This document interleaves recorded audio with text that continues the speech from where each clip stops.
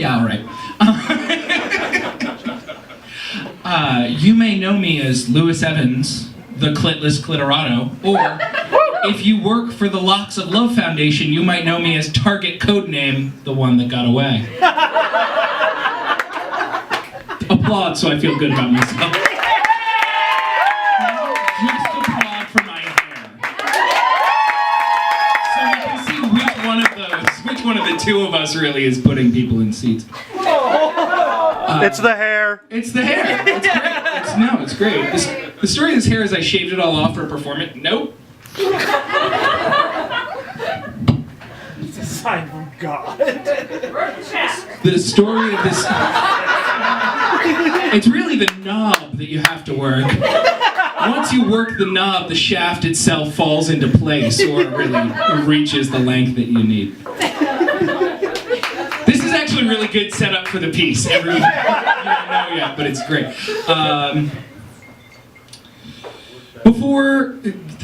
Thank you, Chris. Before we begin my story, I want to say this story is a fantasy. In fact, it's several different fantasies. And the nature of most of these fantasies is going to become clear over the course of the text. But I want to call out one in particular in advance. This story relies on a fantasy about drone warfare. It indulges in the delusion that building robots to hunt and kill strangers is a clean, orderly, and responsible affair, rather than a knowing policy of the bloody slaughter of innocents. This story plays along with that fantasy. As Americans, we should not. And on that extremely cheery note, I give you, I swear to God, the funniest piece of the night. Surgical strike!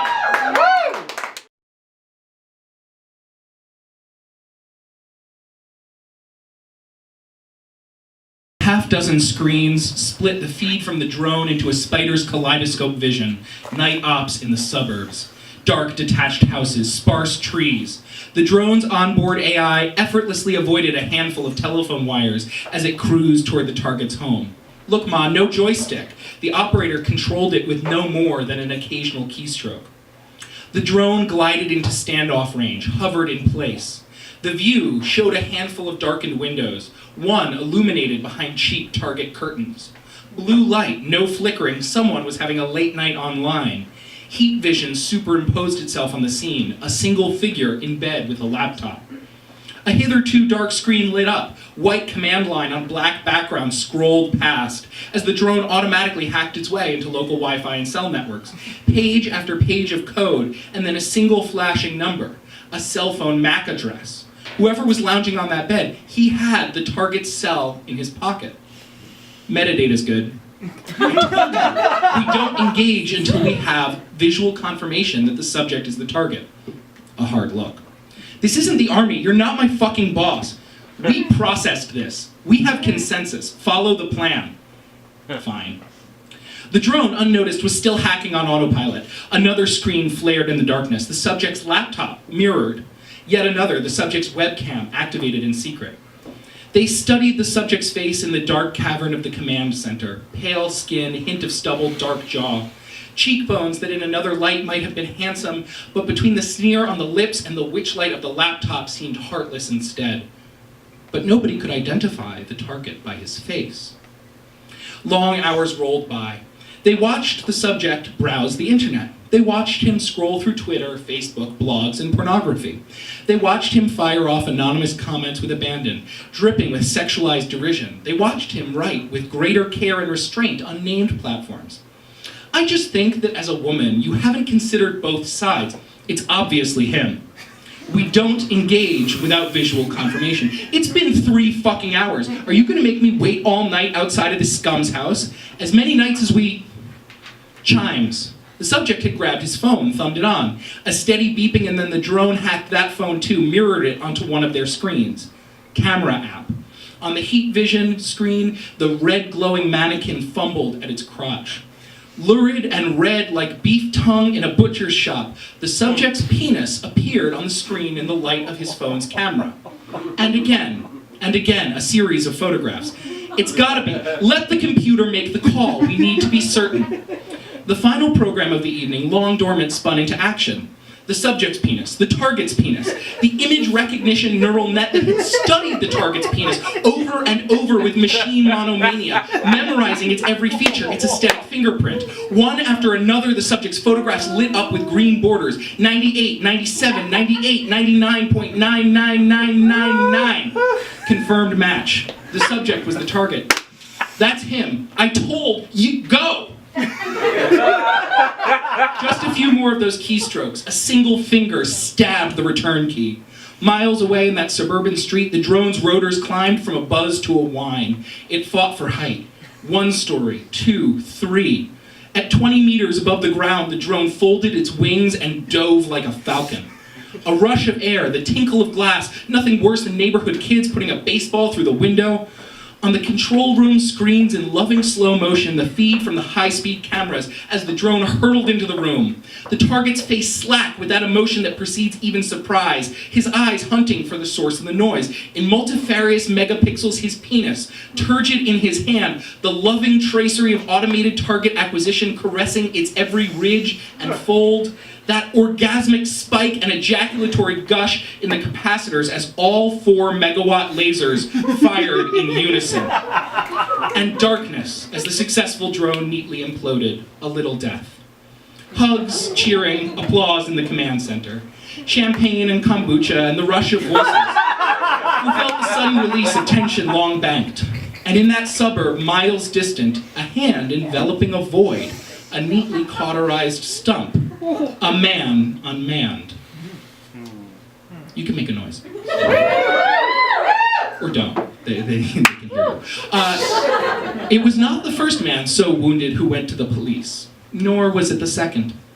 It is tempting to speculate as to the motives of those men who kept the secret, who entered into a pact of silence with their mutilators, who gouged a small hole in the burnt flesh of their genitals and pissed sitting for the rest of their private lives, who ended relationships and friendships and sauna on Thursday appointments without warning or explanation. But it is impossible to know the motives of those who move in silence. If they feared ridicule, they were not wrong to do so. It was perhaps the 6th or the 10th or the 12th man who went to the police. The officers laughed at him, of course. Sure, buddy, a drone vaporized your dick. Okay. He insisted, and so they said, show us. He would not show them. He had nothing to show, and said so. They accused him of lying, threatened him with making a false report, shooed him out of the station. It was easy to imagine the first man a lone nut in light of his lack of hard evidence. And the victims were spread out enough that few police stations had more than one reporter. Those that did attributed the sudden rash of strange claims to a postmodern penis panic. But if you cauterize the penises of the scum of the internet in areas hundreds of miles wide, you will eventually evaporate the member of a man whose rage outpaces his shame. Kieran Kemsky stood in the police station lobby, pants and boxers around his ankles. The boxers were patterned with a repeated motif of turgid cock and balls and pursed red lips. Kieran's penis was entirely gone. Yeah, he shouted, a fucking drone vaporized my fucking cock. What are all you sniveling cucks gonna do about it? What they did eventually was book him for public indecency. Mr. Kemsky's testicles remained unvaporized and entirely visible throughout his public petition, and under the eyes of the law, the balls are just as bad. But it could be no longer denied that at least one drone had vaporized at least one penis belonging to at least one American citizen. If the government cannot protect American penises from vaporization, what use is it anyway? The machinery of justice ground slowly into action. The police made, as it is said, their inquiries. It took a gentler touch than they were used to, but as the cops massaged the public, more and more victims began to drip out. Police departments went through the Voltron origami jurisdictional contortions of such cases, and they assembled an interagency task force. As pure police work, the case was a nightmare. Like all the worst features of a serial killer, nothing connected the victims. They were different ages, races, nationalities. They lived in different cities and towns and worked different jobs. The sexual angle was obvious, but even there the victims had nothing in common. Virgins and playboys and husbands and everything in between. No shared jilted lovers, no previous connections. It is said, fish do not know that they're wet. Sturgeon Holmes would never solve a case of drowning. The detectives were not idiots. They did ask, did you take pictures of your penis? So-called dick pics, they said, fingers heavy as they inscribed quotation marks in air. Did you send those dick pics to people on the internet? And the victim said, well, yeah, doesn't everybody? Oh. The cops kept a handle on things as the tide of victims swelled, kept things quiet for months. No noise, but no progress either. A succession of drones had vaporized these dicks, but everyone and their kid brother had a drone. They cost maybe 4 or 5 times as much as a burrito. The average suburban street saw a drone every 6 minutes. Amazon or fast food or something illicit. If the Drug Enforcement Agency can't stop a drone from delivering heroin and ecstasy to your house in 15 minutes or your money back, and they can't, snort some blow and call your senator. How the hell can local California police departments hunt down a handful of dick-seeking killbots among millions? The tension grew, but the grip of the police held. No need to panic, the penis-packing public. And then the perps hit a celebrity. Too Chill was a streamer, a vlogger. He'd broken out as one of the leading lights of the second wave extreme unboxing craze, ridden that for a while. Fallen into obscurity and climbed back out of it for his willingness to skirt the edges of sexual acceptability on the major streaming services. He was perhaps best known for his I'd Hit It monthly show where he had sex with whatever had won last month's poll. Sure, he never showed his junk on camera, but it somehow managed to be all the more tasteless for that. Giant eggplant emojis plastered over his groin as he coupled madly with the latest children's toy craze. Yeah, just have a moment, it's fine. It turned out Mr. Chill was as explicit with his female fans, regardless of their age, as he was coy with the public. Somehow, this controversy only redoubled his fame, dectupled his income. One morning, as Too Chill on live streaming YouTube placed his emoji-censored penis in the mouth of a sex doll cruelly painted to resemble one of his more public critics, there was a high, sharp whine from outside the frame. The sound of shattering glass, a flash too bright for the screen. And then the camera stumbling as the crew rushed to surround the fetal and defallused form of their erstwhile meal ticket. 2 million were streaming live, nearly 100 million watched it in the next 24 hours. Cops couldn't keep a lid on it, so they looked the public right in the eye and lied like a politician who knows that the journalists have only found one of many, many orgy-frequenting mistresses. We believe this was a one-time attack. We're following every lead. The public has nothing to fear. There were bubblings and murmurings from conspiracy-minded corners, but the crust of denial held for 4 more days. Rockford Beauregard was a movie star, come podcast host, come dispenser of hoary advice chestnuts from a wise old millennial to the riotous menagerie of generations that had followed. His wisdom was simple, homespun, and clear. Never post something online you wouldn't say to your grandma. Your armpits and your email, they both need a thorough cleaning. In the post-#MeToo world, it must be admitted that Rockford, real name Caden Vittner, had a well-publicized track record of a certain level of rapey indelicacy with his girlfriends. In the post-#MeToo world in which Rockford lived, it was not even necessary to deny these facts or smear these unfortunate exes over much. Everyone just sort of shrugged and got on with things. And so, the tone of triumph was no surprise when indie feminist web news zine Bitch in Terrorbank gleefully broke the story that Mr. Beauregard's penis had been obliterated in the bathroom at his podcast studio during a commercial break. The floodgates burst and the truth came roaring out. Not just celebrities and the vocationally odious, but also titans of industry and commerce, the extremely quiet and exceptionally rich. More damningly, the frighteningly ordinary. Men who lived lives of quiet satisfaction and leavened that satisfaction with a thoroughly commonplace smattering of cruelty and cockshots online. CNN Skyped Lorena Gallo, nee Bobbitt, at her Florida retirement home. The chevrons indicated that the anchorman was broadcasting from an undisclosed location, for some reason. Lorena laughed, rolled back over in bed, hung up on them. The governor of California called for all drones to be grounded throughout the state. Amazon's regional director of PR made it clear that if this happened, the governor would lose his recall election before he could fly back from his fact-finding trip to Thailand. And in fact, the governor proved remarkably loath to return to California, land of the unregulated drone army. For some reason. Within days, the first manifestos began to drop, claiming credit for the attacks. Soon there were dozens, thousands. Most were that dull commonplace of the selfie cam age. The talking head captured addressing its own image. A few had real production values. Women and genderqueer shock troops posing like Black Panthers, laser pointers in one hand and drone chassis in the other. One of them was put out by an anarchist circus. Of course, the police, the state troopers, the FBI, and when relevant, the highway patrol questioned these purported perps, but none of them were in fact responsible. The reign of terror continued. Dick pics dropped to a planetary low, not seen since the days of the daguerreotype. Bottled-up misogynists were reduced to shouting at women in their actual lives, who then had the option of hitting them over the head with various handy implements. When a sting operation finally nabbed the mysterious assailants, the world breathed out a sigh that quavered between relief and disappointment. The Direct Intervention Castration Committee, that's DICK, was, in the end, exactly what everyone had expected. 6 sexual radicals and intersectional feminists, squatting together in a warehouse in a mid-sized city in the East San Francisco Bay. 3 were dropouts of prestigious engineering programs, advanced artificial intelligence and aeronautics, the pre-drone war track. And the other 3 were their polyamorous lovers. Diverse in race and gender identity in the long-standing California fashion. The news cameras hovered lasciviously over shared beds and homebrewed kombucha and the warehouse detritus of countless fruitless protests. Literally hovered, these were news drones. None of the committee would sit for interviews or reply to shouted questions from human reporters or crowdsourced drone screamers. Only once did the mask crack.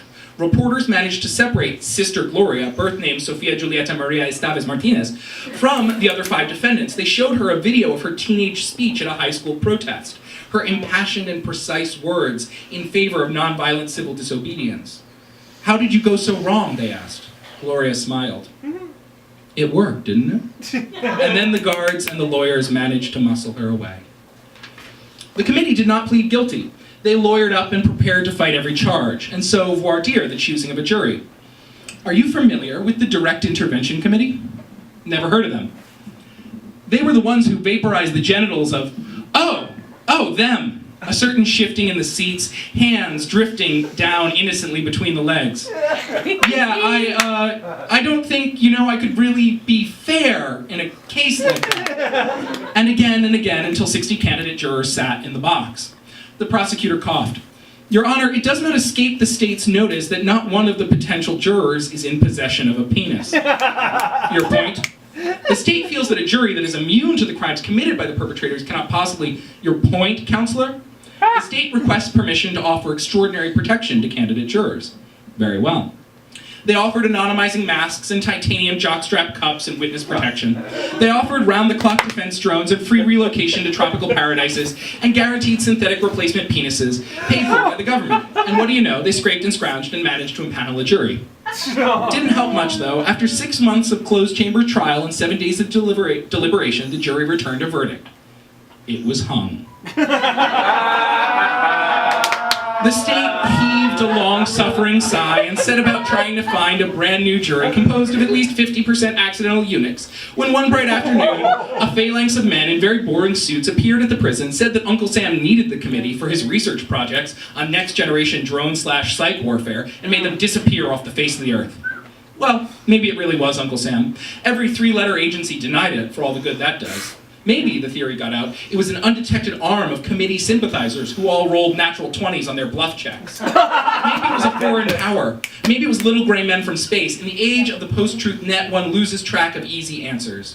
There were, at least, no more dick pic targeted penis vaporizations attributed to the committee.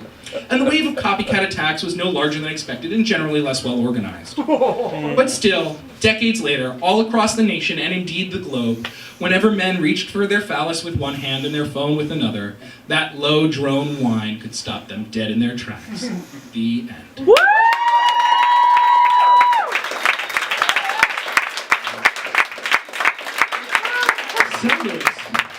Where can these fine people find all your work? Well, you can find me on Facebook. I post a lot of shit there. Yeah, you do. If you didn't see it in the lead up to the show, my go-to joke for this show is, how do you get a beach body? You dump a corpse off a boat. Seriously, hit me up on Facebook. I don't have any published work out there right now. In the near future, I am going to be starting a public-facing creative writing web project. So keep your ears peeled for this. It's called Seed Round. Yeah! Yeah, is there anything else I should say about me? No? All right, you all know me. We're going to bring everyone else back up on here for one last round of applause. Make some noise.